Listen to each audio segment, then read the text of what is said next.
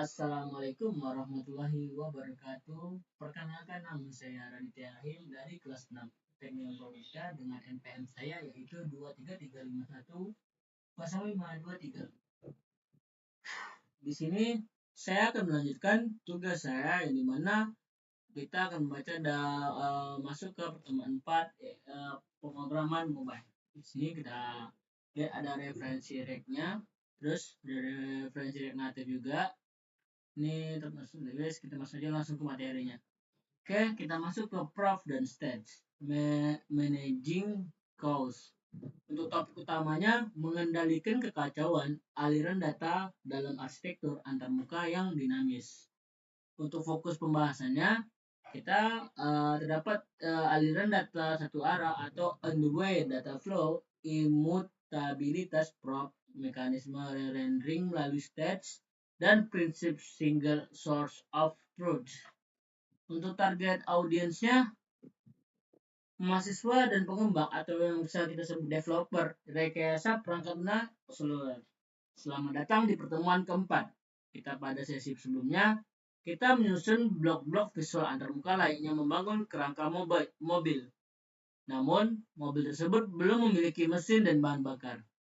Ia masih statis. Hari ini kita akan mempelajari bagaimana data bertindak sebagai bahan bakar yang menginput komponen tersebut. Kita akan membedah dua konsep paling fundamental dalam React Native. Proof atau bagaimana komponen saling berkomunikasi, dan stage bagaimana komponen meningkatkan informasi. Menguasai kedua konsep ini bukan sekadar menghafal sintaks, melainkan memahami rekayasa aliran kontrol atau control flow arsitektur. Untuk mencegah aplikasi, Anda berujung pada kekacauan manipulasi data yang tidak bisa dilacak. Oke, kita lanjut. Untuk capai pembelajarannya atau learning optimus yang dimana memahami justifikasi arsitektural dari aliran data dan satu arah atau one-way data flow pada area, mampu mendefinisikan dan mendistribusikan prop secara aman antar komponen, menguasai manajemen memori komponen menggunakan use state dan dampaknya terhadap siklus rendering, menganalisis masalah prop, drilling, dan menerapkan pola lifting state up untuk sinkronisasi data, memahami hukum imutabilitas atau immutability dan memperbarui state berbasis objek atau array. Capaian pembelajaran hari ini sangat pusat pada pergeseran paradigma. Anda harus berhenti berpikir seperti membuat web tradisional yang memanipulasi elemen layar secara manual. Atau yang bisa kita sebut seperti menggunakan dokumen get element by ID. Di akhir sesi ini, Anda diharapkan mampu merancang arsitektur aplikasi di mana tampilan UI hanyalah bayangan murni dari kondisi data state pada waktu tertentu. Jika data berubah, layarnya akan merespon secara otomatis. Inilah inti dari pemrograman reaktif atau reactive programming. Lanjut. On-the-way data flow atau arsitektur keteraturan. Untuk prinsip dasarnya, data dalam React Native diwajibkan hanya mengalir dari komponen induk atau parent ke komponen anak atau child. Tidak pernah sebaliknya. Mencegah loop tanpa batas. Aliran dua arah atau bidirectional flow sering memicu reaksi berantai di mana induk dan anak saling memperbarui data tanpa henti, menyebabkan aplikasi mogok atau crash. Keterlacakan atau traceability jika terjadi kesalahan atau bug pada tampilan data di komponen anak paling bawah, insinyur dapat dengan mudah merunut masalahnya lurus ke atas ke induknya atau ke induknya. Prediktabilitas menjamin bahwa sebuah komponen akan selalu menghasilkan bentuk visual yang persis sama selama data yang disuapkan dari atas tidak berubah. Mengapa React memaksakan aliran data satu arah atau unidirectional data flow dari sudut pandang arsitektur perangkat lunak skala besar? Fleksibilitas seringkali menjadi musuh pemeliharaan kode. Jika sembarang komponen bisa mengubah data, komponen lain yang ada di atasnya atau di sampingnya aplikasi akan berubah menjadi jaring laba-laba yang rumit atau spaghetti codes. Dengan memaksa data mengalir seperti gravitasi Arjun hanya dari atas ke bawah, kita menciptakan sistem yang sangat mudah diprediksi. Anda selalu tahu pasti dari mana sebuah data berasal, sehingga proses diagnostik masalah atau debugging dapat dilakukan dengan cepat dan deterministik. Pros kontra data yang tidak dapat diubah. Untuk definisinya ada props atau singkatan dari properties. Adalah argumen khusus yang digunakan untuk melempar data dari komponen induk ke komponen anak. Sifat read only atau immutable. Komponen anak secara mutlak dilarang keras mengubah mutage dinilai props yang diterimanya dari induk. Separation of concurrence. Induk bertanggung jawab atas kebenaran data, sedangkan anak hanya bertanggung jawab atas bagaimana data itu ditampilkan. Kustomisasi komponen.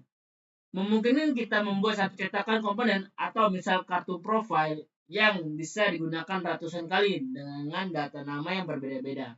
Secara arsitektural, props bertindak layaknya parameter yang Anda lempar ke dalam sebuah fungsi murni atau pure function. Justifikasi dari aturan ketat bahwa props bersifat read only adalah untuk menjaga kejelasan siapa pemilik data. Jika komponen anak diizinkan secara diam-diam memanipulasi data yang diberikan oleh induknya, maka kita akan kehilangan kendali atas kebenaran dan data tersebut. Dan prinsip single of truth akan hancur. Oleh karena itu, props adalah murni kontrak komunikasi. Anak menerima instruksi dan menampilkannya tanpa memiliki hak untuk melakukan perombakan nilai secara sepihak. Distortion props, kebersihan sintaks. Masalah akses berulang, mengakses data menggunakan sintaks prop nama, prop umur, dan prop alamat berulang kali sangat mengotori visabilitas kode. Destruction ekstraksi instan, teknik membedah objek props langsung di dalam parameter fungsi. Contoh, nama umur sama dengan lebih dari kurang titik-titik. Self commenting codes memungkinkan pengembang lain langsung melihat persyarat data apa saja yang dibutuhkan komponen tersebut tanpa harus membedah isi fungsinya. Default props menyediakan nilai cadangan, misal nama anonim jika induk alpha atau gagal mengirimkan data spesifik tersebut. Dalam industri nyata, ukuran komponen yang terbuka bisa menjadi sangat besar. Melakukan destruction parameter secara langsung adalah standar baku perusahaan modern, bukan sekedar gaya penulisan atau styling preference dengan membongkar objek props di garis awal deklarasi fungsi. Kita secara arsitektural mendefinisikan API dari komponen tersebut. Siapapun yang membaca baris pertama komponen Anda akan langsung paham proses atribut apa saja yang wajib disediakan. Lebih jauh lagi, penambahan default prop atau nilai bawaan adalah mekanisme pertahanan berlapis atau definite programming untuk mencegah komponen membawa atau melempar layar kosong saat koneksi jaringan gagal mengirimkan data atau null atau yang bisa kita sebut indefinite state atau use state otak reaktif antarmuka. Untuk definisi state-nya, memori internal atau kondisi temporal yang memiliki secara eksklusif oleh sebuah komponen fungsional. Hook use state, alat arsitektural bawaan rack yang memungkinkan fungsi memiliki variabel khusus yang dipantau terus-menerus. Pemicu rendering atau yang bisa disebut rendering trigger.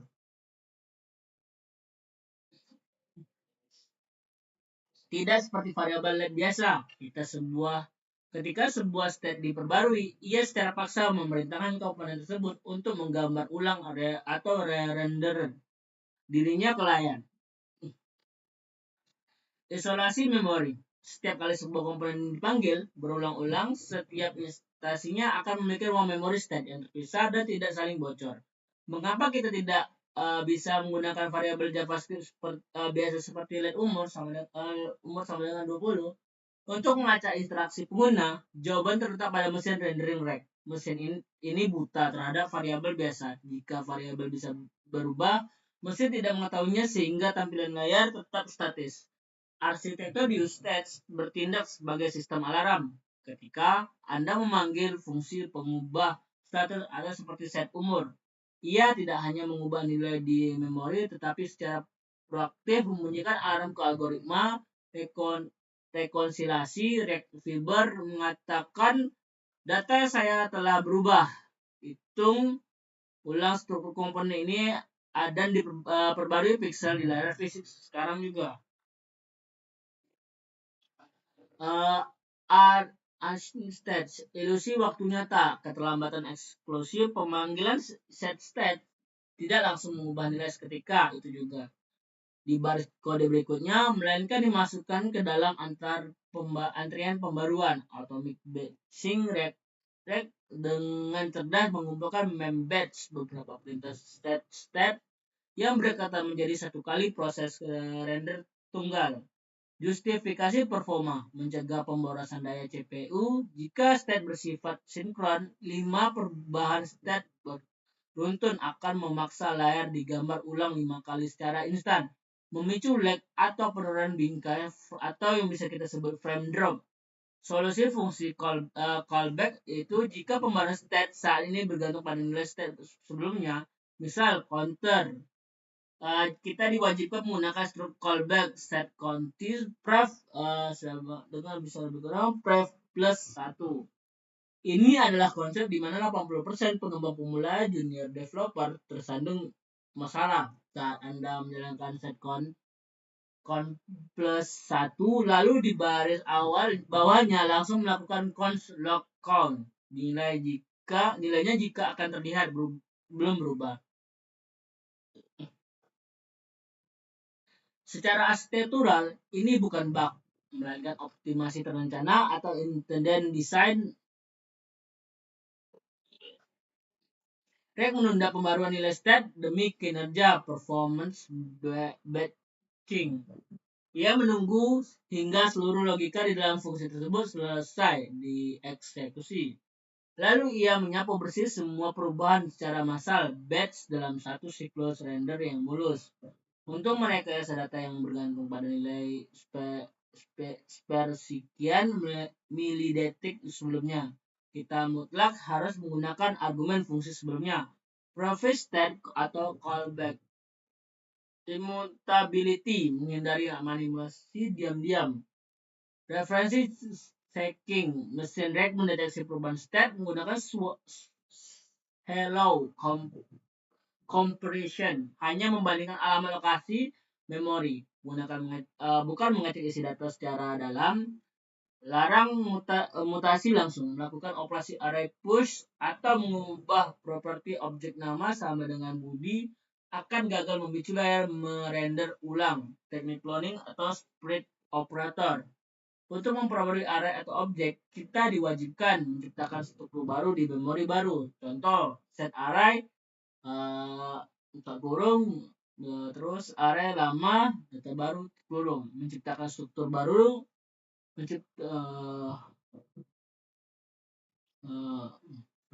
prediktabilitas memori, immutabilitas memastikan status riwayat data dapat dilacak secara linear, memungkinkan fitur seperti time travel debugging. Justifikasi arsitektur mengapa RAG mengharamkan mutasi data atau pengubahan langsung sangat berpusat pada kecepatan algoritma komputasi.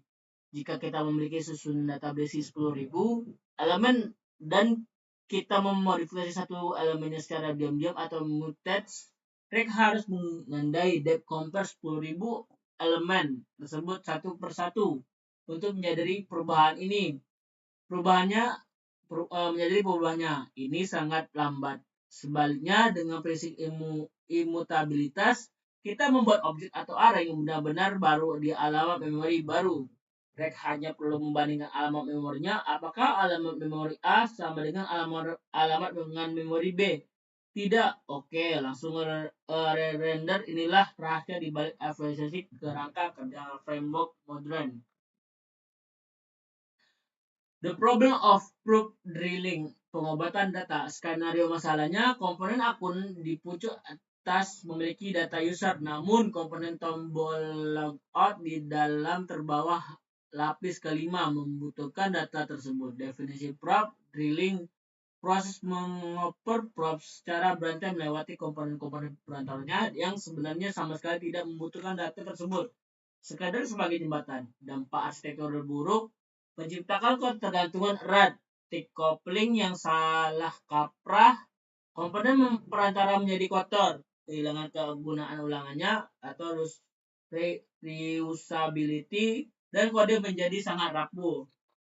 Kelelahan pengembang, menambah properti baru, mengharuskan teknisi mengetik ulang parameter di setiap lapis komponen perantara. Prop drilling adalah gejala patologis alami dari dan satu arah. Secara teori, pengirim ke bawah itu bagus, namun ketika kedalaman bersarang atau nesting antarmuka aplikasi sudah mencapai lebih dari 3 lapis tingkat. Meneruskan, data yang sama layaknya permainan bersantai menjadi menjadi inefisien. Komponen-komponen yang berada di tengah jembatan itu sering disebut dumb components. Secara arsitekturalnya tidak relevan dengan data tersebut, tapi dipaksa menampung parameter hanya agar data bisa lewat. Pemahaman akan batas toleransi beban crop drilling adalah kunci transisi ke rekayasa yang lebih kompleks. Kita masuk ke lifting state up, mencari titik temu terdekat. Kebutuhan berbagai data, dua komponen bersaudara, misal input pencarian dan daftar hasil yang sejajar tidak bisa saling mengirim props ke samping. Definisi lifting setup, strategi mencabut step dari komponen anak dan mengangkatnya ke komponen induk terdekat yang menaungi kedua anak tersebut. Single source of truth, memutuskan kebenaran data pada satu titik, otoritas tertinggi, menghindari penyimpan data yang rawan saling bertentangan out of sync. Aliran tersebut distribusi baru. Induk ini memegang states yang membagikan nilainya ke bawah melalui props kedua anak tersebut secara serempak. Secara teknis, tidak ada mekanisme komunikasi menyamping di dalam rek.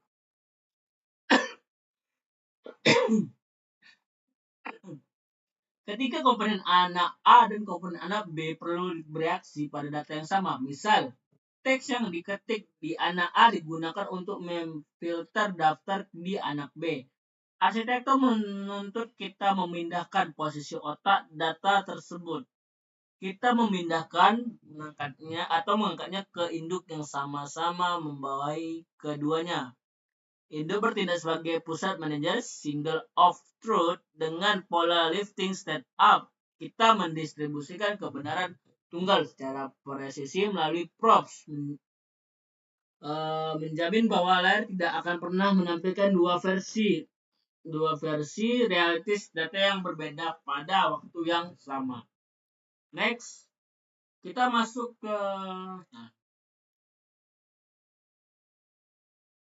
ke control komponen, kendali mutlak React. Perilaku atau input. Elemen antarmuka murni seperti text input memiliki ingatan atau status internalnya sendiri di memori lapisan sistem operasi. Uncontrolled memberikan komponen input mengelola teksnya sendiri. React baru mengambil nilainya saat tombol submit ditekan, sulit untuk validasi real time. Controlled komponen praktik memastikan ingatan internal komponen tersebut dan menggantinya 100% menggunakan use state.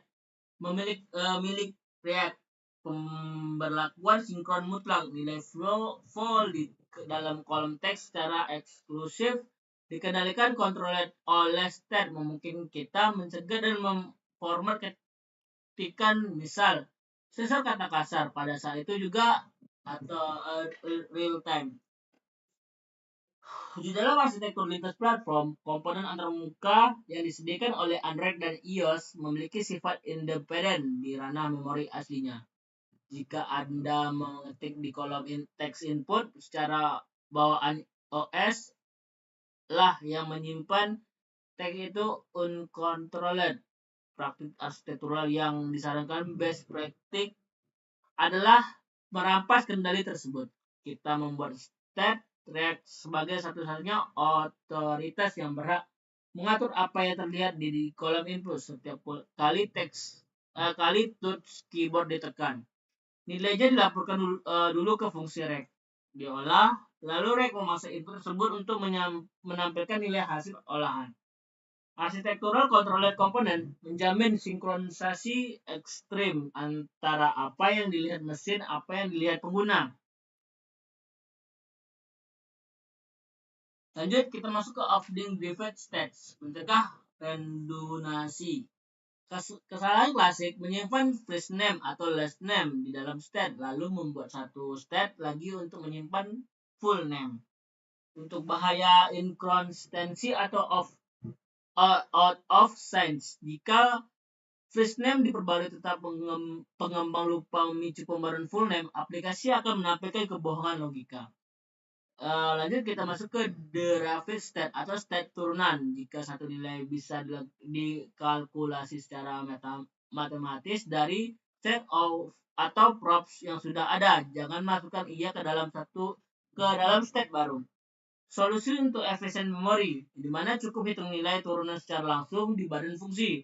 Komponen saat proses render terjadi, misal conf full name first name plus garis 2 atas plus last name. Manajemen kekacauan tidak hanya tentang tahu kapan menggunakan state, tetapi juga tahu kapan untuk tidak menggunakannya. Secara arsitektural, setiap state baru menambah beban kerja pelacak rekonsiliasi atau trace memory. Menyimpan state turunan atau derived state adalah sebuah pola kegagalan anti-pattern. Mempertahankan dua variabel terpisah yang mengartikan satu informasi yang sama akan selalu membuka gerbang peluang terjadinya inkonsistensi sinkronisasi data dense. Selalu pertahankan prinsip single source of truth, kurangi jumlah variabel state hingga pada tingkat paling murni dan paling dasar, dan biarkan kalkulasi JavaScript bisa menghitung turunnya secara langsung saat sebelum elemen digambar ke layar. Lanjut, the spiritual arsitektur, amanah dan kejujuran data. Sifat amanah pada props, komponen anak tidak boleh memodifikasi props yang diberikan induknya. Ia mempresentasikan sifat amanah, kita tidak boleh mengubah atau memalsukan titipan atau mandat yang diberikan. Single source of truth atau kejujuran, mencegah duplikasi states atau menghindari data yang saling bertentangan. Selaras dengan perintah menjauhi nifak atau kemunafikan, di mana zahir dan batin, UI dan data harus satu, kesatuannya kebenaran yang sama. Keteraturan atau nizam dalam aliran data, on-way data flow yang prediksi mengajarkan kita tentang pentingnya kepatuhan terhadap hierarki kepemimpinan yang sah dan menghindari pemberontakan hierarkis yang memicu kekacauan atau sistem atau fitnah. Tanggung jawab. Kode yang terprediksi mencegah kerusakan logika yang mana menjauhkan produk kita dari merugikan pengguna lain atau dahrar. Mengelola props dan state pada dasarnya adalah seni mengelola kepercayaan dan kebenaran.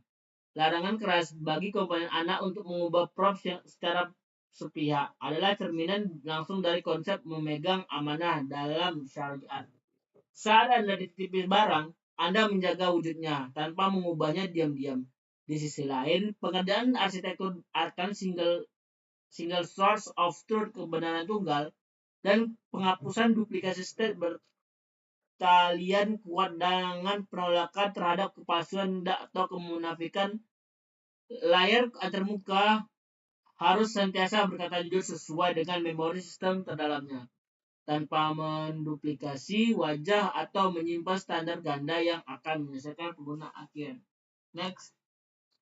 Selesai chapter 4. Next, styling dan lighting dengan Flipbox. Anda telah memegang kunci utama memahami siklus hidup interaktif aplikasi aliran data satu arah, kontra approach yang amanah, serta kelenturan state memory.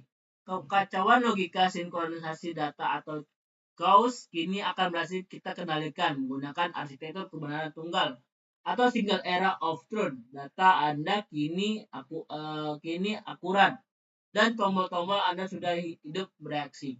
Pertemuan berikutnya menjadi hidup saja tidak cukup. Aplikasi haruslah presisi secara visual.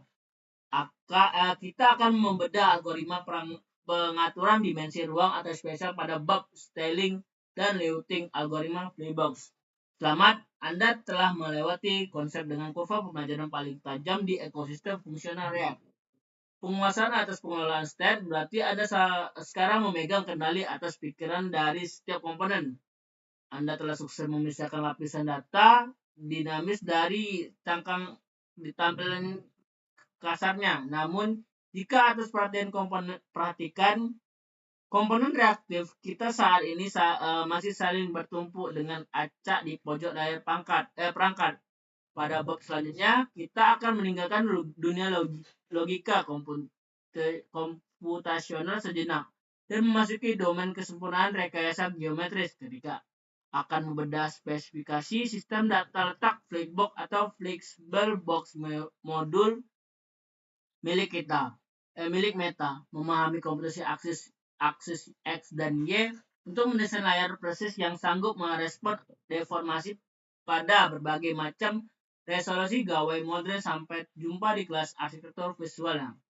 Nah, itu saja yang saya bahas di bab 4 saat ini.